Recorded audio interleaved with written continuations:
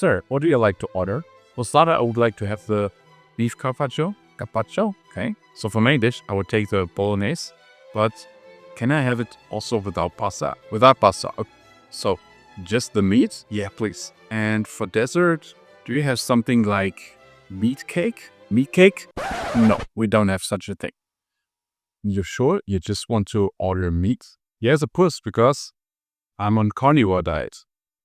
Does just eating meat actually work and really increase focus, energy, and overall health? Well, the question isn't if it works. The question is, for who does it work?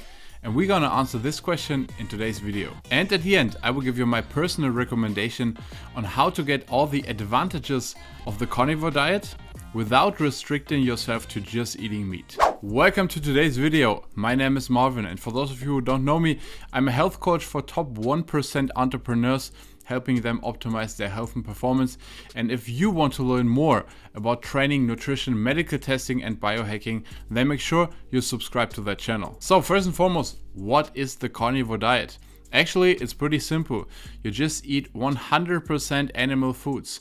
So there are no fruits, vegetable, nuts, seeds, or grains. Eggs generally make the cut. Honey is accepted for some carnivore dieters, but dairy, though controversial, is mostly eliminated. But let's be honest, who came on the idea to just eat meat? Can that be healthy? Well, the theory behind this is pretty interesting.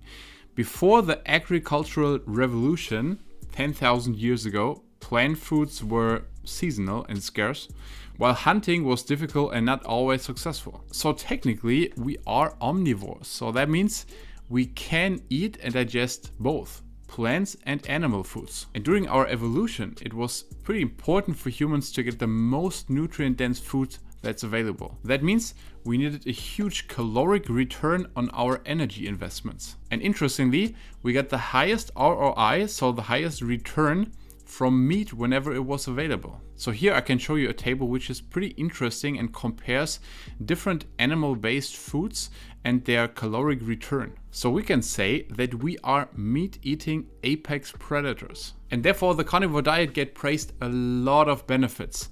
For example, increased mental clarity, better digestion, lower inflammation, better heart health, weight loss, and higher testosterone. And the best of all, it's pretty simple. And there's also a really interesting theory why a meat-based diet is way more healthier compared to a plant-based diet. And this theory says that plants or vegetables itself can't fight or flight. So they had to protect themselves to a kind of poison. And this poison comes in form from so-called anti-nutrients. So what are anti-nutrients? They can cause inflammation in the body, they are a stressor on the body, and they inhibit the absorption of different vitamins and minerals. And there's a really interesting example in form of a study. They took participants and let them eat oysters. Oysters are rich in zinc. And after consuming these oysters, they measured the zinc levels in blood serum. And of course, after they ate oysters, the zinc in the blood serum increased. What they then did was eating oysters, but this time in combination with tortillas, so grain in form of wheat. And again, they measured zinc levels in the blood serum, and interestingly, nothing changed. So meaning that eating both together, the anti-nutrients in the wheat and gluten, was the reason that the zinc didn't absorb so well. So anti-nutrients is a legit aspect. That's why I, for example, recommend to eat root vegetables or vegetables that grow under the surface, because they didn't have to protect themselves. So they didn't provide that much anti-nutrients. But in general, we can say that there are no allergies against meat. We have plenty of allergies against nuts or seeds, or especially soy. We have also lots of intolerances, for example, against grain, especially the gluten. But we don't have any real allergies against meat. So there are a lot of advantages of eating that much meat. For example, first of all, it's easy to digest. Okay, some will argue that a big steak will not be easy to digest. We have to separate.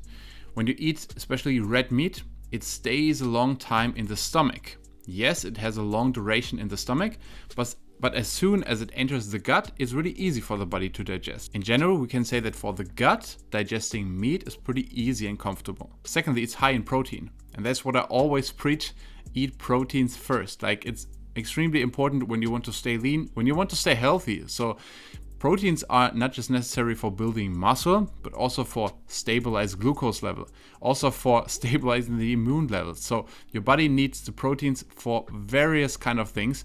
Therefore, it makes sense to consume a lot of proteins. Thirdly, when you go really on a carnivore diet, you eliminate all high inflammatory foods. Something like seed oils, sunflower oils, or something like soy, sugar. All of these stuff you can't eat when you are on a carnivore diet.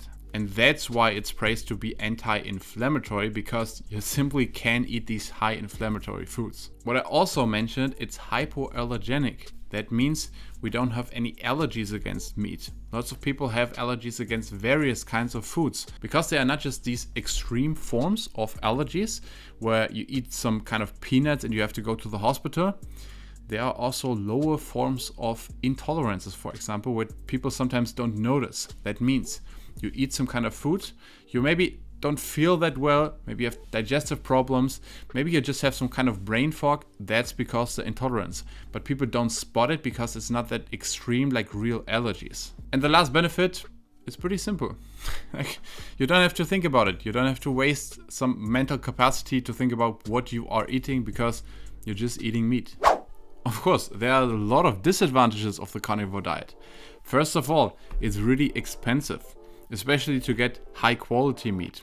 For example, Charlie Morgan reports that he's spending $2,000 every month just for steak. I buy one of these big shipments like once every 2 weeks, so this is probably like $2,000 a month on steak. Second disadvantage, it's really boring.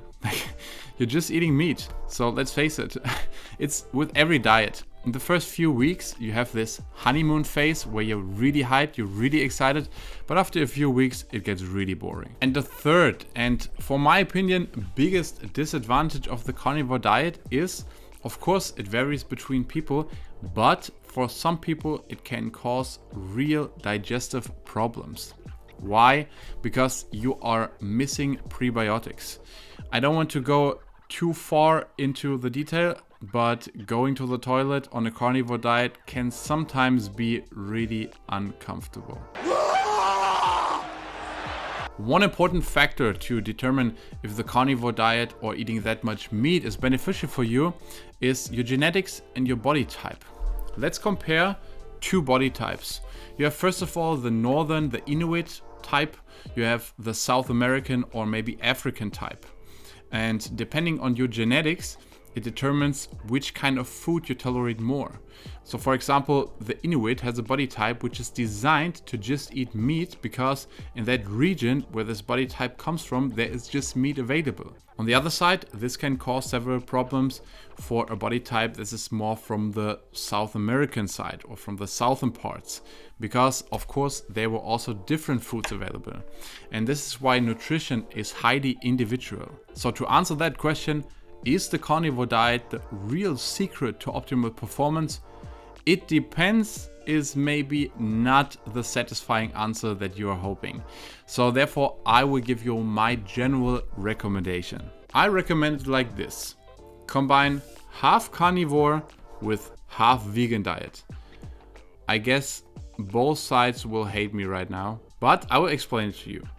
Eat meat to get in your proteins, your micronutrients and your healthy fats. Then eat fruits, potatoes, honey to get your carbs in. And then eat vegetables, especially root vegetables, to get your prebiotics in. As I said, root vegetables doesn't have that much anti-nutrients, and we know that root vegetables provide the most prebiotic which keep your gut health. So root vegetables are something like carrots, onions, potatoes, sweet potatoes, or beets. So for example, when you want to create the perfect lunch, just combine some form of animal with some form of plants.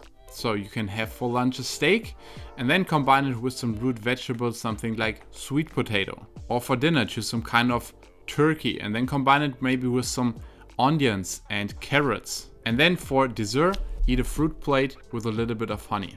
And there you go, there you have your superfood diet. But as I said, nutrition is highly individual. Some people don't tolerate that much red meat, for example. That's why I collect gut health and gut intelligence tests with my clients to get all of this information, which foods are optimal for the body type. Me, for example, the result of my gut intelligence test says that I don't tolerate that much red meat. So I lean more into poultry and white fish. And knowing that can make nutrition much more easier. So that's it for today's video. I hope you like it. If you got some value out of it, give it a thumbs up and please comment below your individual questions and also the topics that you want to learn more about, because the channel is brand new. So there's a lot of videos that I can record in the future. So if you have some topics that you're really interested in, then please comment it down below. That's it for today, guys. See you soon.